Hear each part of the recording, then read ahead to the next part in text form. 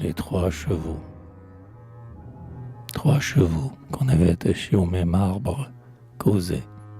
L'un, coureur leste à la croupe de marbre, valait 100 000 francs, était vainqueur d'Epsom. Et, tout harnaché d'or, s'écriait « Sum qui sum ». Cela parle latin.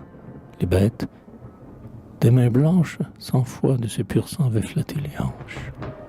Et souvent il avait, dans le turf ébloui, senti courir les cœurs des femmes après lui. De là bien des succès à son propriétaire. Le second quadrupède était un militaire, un dada formidable, une brute d'acier, un cheval que Racine eût appelé coursier. Il se dressait, bridé, superbe, ivre de joie, d'autant plus triomphant qu'il avait l'œil de noix. Sur sa housse on lisait Essling, Ulm, Iéna. Il avait la fierté massive que l'on a lorsqu'on est orgueilleux de tout ce qu'on ignore. Son caparaçon fauve était riche et sonore. Il piaffait, il semblait écouter le tambour. Le troisième était un cheval de labour, un bas de corde au cou. C'était là sa toilette. Triste bête. On croyait voir marcher un squelette, ayant assez de peau sous la bise et le vent pour faire un peu l'effet d'un être encore vivant. Le beau cheval de luxe, espèce de jacquerie, disait « Ici le pape, et là le baron Brice. Pour l'estomac brébant, pour l'âme Loyola.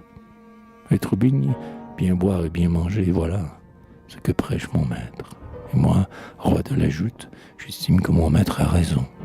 Et j'ajoute que les cocottes font l'ornement du derby. Il faut au peuple un dieu, par les prêtres fourbis. Et nous une écurie en acajou, la Bible pour l'homme, et des journaux morbleux, le moins possible. Le jockey club vaut mieux que l'esprit légion. Pas de société sans la religion. Si je n'étais cheval, je voudrais être moine. Moi, je voudrais manger parfois un peu d'avoine et de foin, soupira le cheval paysan. Je travaille beaucoup et je suis jugeant par ma côte saignante et mon échine maigre, presque aussi maltraité que l'homme appelé nègre. Comptez les coups de fouet que je reçois serait, comptez combien d'oiseaux chantent dans la forêt. J'ai faim, j'ai soif, j'ai froid, je ne suis pas féroce, mais je suis malheureux. Ainsi parla Laros. Le cheval de bataille alors, plein de fureur, indigné, bien pensant, dit « Vive l'empereur !»